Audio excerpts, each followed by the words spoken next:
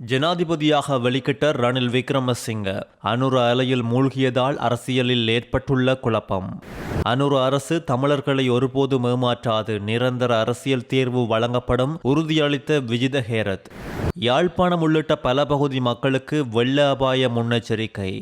NPP அரசின் மேல் சந்தேகத்தை கிளப்பிய செல்வம் எம்பி. சட்டவிரோத மதுபானத்தால் தினமும் பறிபோகும் உயிர்கள், பிரதான சந்தேக நபர்கள் அதிரடி கைது.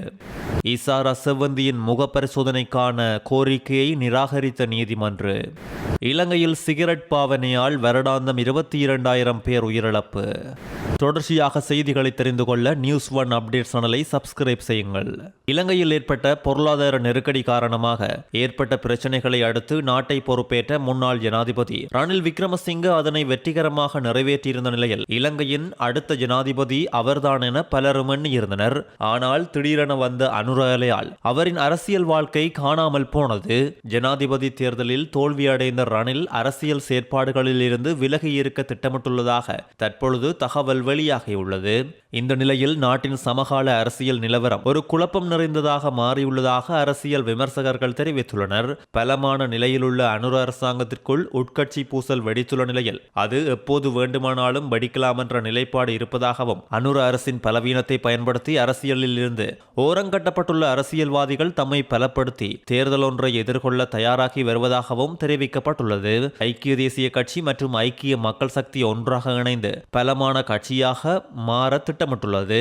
இதுவரை காலமும் கட்சி தலைமைத்துவத்தை தன்னகத்தே வைத்திருந்த ரணில் விக்ரமசிங்க அதனை சஜித்திற்கு வழங்கி ஐக்கிய தேசிய கட்சி யானை சின்னத்தில் தேர்தலில் போட்டியிட ஆயத்தமாகியுள்ளது.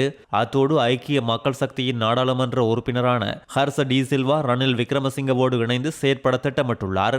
இப்போதைய நிலையில் சஜித் பலமான நிலையில் உள்ளதால் அவரின் வெற்றியை உறுதிப்படுத்தும் வகையில் செயற்பாடுகள் அமைய வேண்டும் என ரணில் விக்ரமசிங்க வலியுறுத்தியுள்ளதாக தெரிவிக்கப்பட்டுள்ளதோடு முன்பே கட்சி தலைமையில் இருந்து விலகி அதனை சஜித்திற்கு வழங்க தயாராக இருப்பதாக அவர் அறிவித்திருந்தமையும் குறிப்பிடத்தக்கது. தமிழ் மக்களின் நீண்டகால அரசியல் பிரச்சனைகளுக்கு நிரந்தரமான தீர்வை வழங்குவதில் ஜனாதிபதி அனுரகுமார் திசாநாயக்க தலைமையிலான அரசு உறுதியோடு செயற்படுவதாக வெளிவிவகார அமைச்சர் விஜித ஹேரத் தெரிவித்துள்ளார். தமிழ் மக்களை இந்த அரசு ஒருபோதும் ஏமாற்றாது என்றும் அவர் தெரிவித்துள்ளார். கடந்த காலங்களில் பல அரசுகள் தமிழ் மக்களுக்கு வாக்குறுதிகளை வழங்கிய போதிலும் அவை நடைமுறைப்படுத்தப்படவில்லை. அந்த தவறுகளை அனுர அரசு மீண்டும் செய்யாமல் உண்மையான மற்றும் நீடித்த அரசியல் தீர்வை வழங்குவதற்கான பொறுப்போடு செயற்படும். தமிழ் மக்களின் அரசியல் உரிமைகள், சமத்துவம், பாதுகாப்பு மற்றும் அதிகார பகிர்வு போன்ற அடிப்படை விடயங்கள் தொடர்பில் விரிவான கலந்துரையாடல்கள் மேற்கொள்ளப்படும். அனைத்து இன மக்களையும் உள்ளடக்கிய ஒற்றுமையான நாட்டை கட்டியெழுப்புவதே இந்த அரசின் பிரதான நோக்கம் என்றும் தெரிவித்துள்ளார். இனப்பிரச்சனைக்கு தீர்வு காண்பது நாட்டின் உள்நாட்டு விடயமாக இருந்தாலும் சர்வதேச சமூகத்திடம் இலங்கை அரசு வெளிப்படையாகவும் பொறுப்புடனும் செயற்படுவதாக நம்பிக்கை அளிக்க வேண்டிய தேவையும் உள்ளது. தமிழ் மக்களின் நியாயமான கோரிக்கைகள் மதிக்கப்பட வேண்டும் என்றும் அவர்களது நம்பிக்கையை மீட்டெடுப்பது இந்த அரசின் முதன்மையான இலக்கு என்றும் அதற்காக அரசியல் ரீதியான நிரந்தர தீர்வு வழங்கப்படும் என்றும் உறுதியளிக்கிறோம் என கூறியுள்ளார். நாட்டின் சில பகுதிகளில் வெள்ளம் ஏற்படும் அபாயம் இருப்பதால் அப்பகுதி மக்கள் வெள்ளத்துக்கு தயாராக இருக்குமாறு நீர்ப்பாசனத்துறை முன்கூட்டியே எச்சரிக்கை விடுத்துள்ளது. நேற்று இரவு 11 மணிக்கு வெளியிடப்பட்ட அறிவிப்பின்படி இந்த எச்சரிக்கை விடுக்கப்பட்டுள்ளதோடு அம்பாறை, மட்டக்களப்பு, பொலனறுவை, அனுராதபுரம், திருகோணமலை, வவுனியா மற்றும் யாழ்ப்பாணம் ஆகிய மாவட்டங்களில் அமைந்துள்ள ஆற்றுப்படுகைகளின் வெள்ளப்பெருக்கு ஏற்படும் அபாயம் இருப்பதாக தெரிவிக்கப்பட்டுள்ளது. வானிலை ஆய்வு மையம் வழங்கிய முன்னறிவிப்புகளின்படி ஊவா, கிழக்கு, மத்திய, வடமத்திய மற்றும் வடக்கு மாகாணங்களில் உள்ள ஆற்றுப்படுகைகளில் மழை பெய்ய வாய்ப்புள்ளதால் இந்த நிலைமை ஏற்பட வாய்ப்புள்ளதாக நீர்ப்பாசனத்துறை குறிப்பிட்டுள்ளது. இதன் விளைவாக சம்பந்தப்பட்ட மாவட்டங்களில் தாழ்வான பகுதிகளிலும் ஆறுகளுக்கு அருகில் வசிக்கும் மக்கள் மிகுந்த எச்சரிக்கையோடு இருக்குமாறு நீர்ப்பாசனத்துறை அறிவித்துள்ளது. அரசாங்கம் தேர்தலை காலந்தாழ்த்துவதற்கான யுக்திகளை கையாளுகின்றதா என்ற சந்தேகங்கள் எழுவதாக நாடாளுமன்ற உறுப்பினர் செல்வம் அடைக்கலநாதன் தெரிவித்துள்ளார். நாடாளுமன்றத்தில் நேற்று நடைபெற்ற துறைமுக நகர பொருளாதார ஆணைக்குழு திருத்த சட்டம் மூலம் மீதான விவாதத்தில் உரையாற்றும் போதே அவர் இதனை தெரிவித்துள்ளார். மாகாண சபை தேர்தலை எந்த முறையில் நடத்துவது என்பது தொடர்பான குழுவை அரசாங்கம் நியமித்துள்ளது. ஒவ்வொரு அரசாங்கங்களும் ஒவ்வொரு பிரச்சனைகளுக்கும் இதுபோன்ற குழுவை அமைப்பது வழக்கம். இவ்வாறான குழுக்களினூடாக அறிக்கைகள் சமர்ப்பிக்கப்படுவதானது காலத்தை கடத்தும் செயற்பாடாகவே இருக்கின்றது. கடந்த கால வரலாறுகளில் இதனை பார்த்துள்ளோம். ஆனால் இப்போதுள்ள அரசாங்கம் மாகாண சபைகள் தேர்தலை நடத்தும் முறை தொடர்பில் ஆராய்வதற்காக குழுவை அமைத்துள்ளது. இது எங்களுக்கு சந்தேகங்களை ஏற்படுத்தியுள்ளது. அதாவது மாகாண சபைகள் தேர்தலை காலம் கடத்துகின்ற நிலைப்பாட்டை அரசாங்கம் கொண்டுள்ளதா என்ற சந்தேகத்தையே ஏற்படுத்துகின்றது என்று தெரிவித்துள்ளார்.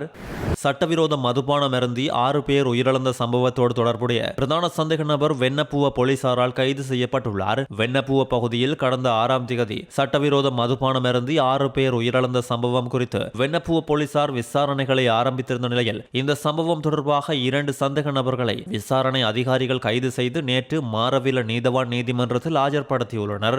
2 சந்தேக நபர்களையும் எதிர்வரும் 19ஆம் தேதி வரை விளக்கமறியலில் வைக்க நீதவான் உத்தரவிட்டுள்ளதோடு குறித்த சம்பவத்தோடு தொடர்புடைய பிரதான சந்தேக நபர் கைது செய்யப்பட்டுள்ளார். சந்தேக நபர் காலவத்த கிழக்கு பண்டிரிபுவ பகுதியைச் சேர்ந்த 47 வயதுடையவர் என தெரிய வந்துள்ளது.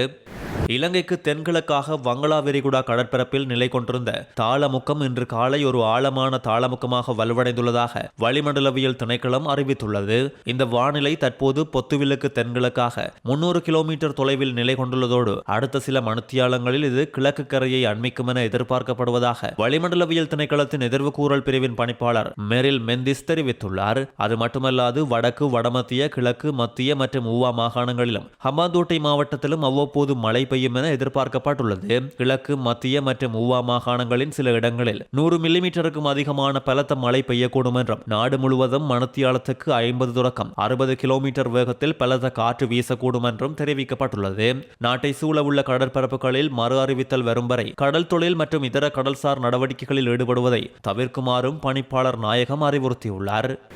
ஜனாதிபதி அனுரகுமார திசாநாயக்க தனது சித்தியை திருமணம் செய்துள்ளார் என எதிர்க்கட்சிகள் சிலர் பரப்பி வரும் தகவல்கள் உண்மைக்கு புறம்பானவை என தெரிவிக்கப்பட்டுள்ளது. ஜனாதிபதியின் தனிப்பட்ட வாழ்க்கையில் அவர் எடுத்துள்ள தியாகமும் அர்ப்பணிப்பும் குறித்து தகவல்கள் தற்போது வெளிச்சத்துக்கு வந்துள்ளது.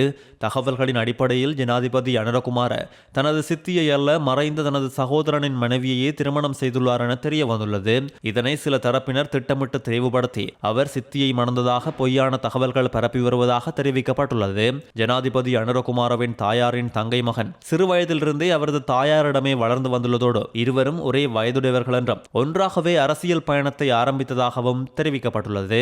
காலப்போக்கில் அந்த சகோதரர் காதலித்து திருமணம் செய்து கொண்டு குழந்தையோடு குடும்ப வாழ்வில் ஈடுபட்டிருந்த போது அரசியல் பின்னணியில் இடம்பெற்ற வன்முறையொன்றில் அவர் சுட்டுக் கொல்லப்பட்டதால் அவரது மனைவியும் குழந்தையும் நிர்கதியான நிலைக்கு தள்ளப்பட்டனர். இந்த சூழ்நிலையில் மறைந்த சகோதரனின் மனைவிக்கும் குழந்தைக்கும் பாதுகாப்பும் வாழ்க்கையும் வழங்க வேண்டும் என்ற நோக்கில் ஜனாதிபதி அனுரகுமார அவரை திருமணம் செய்து ஒரு தியாகமான முடிவை எடுத்ததாக தெரிவிக்கப்பட்டுள்ளது. இது ஒரு மனிதநேயமான மற்றும் குடும்ப பொறுப்புணர்வு கொண்ட செயல் என பலரும் தெரிவித்து வருகின்றமை குறிப்பிடத்தக்கது. இந்த உண்மை நிலையை மறைத்து எதிர்க்கட்சிகள் சிலர் இதனை தெளிவுபடுத்தி ஜனாதிபதி தனது சித்தியை திருமணம் செய்ததாக பொய்யான தகவல்களை பரப்பி அவதூறு செய்ய முயற்சிப்பதும் குறிப்பிடத்தக்கது.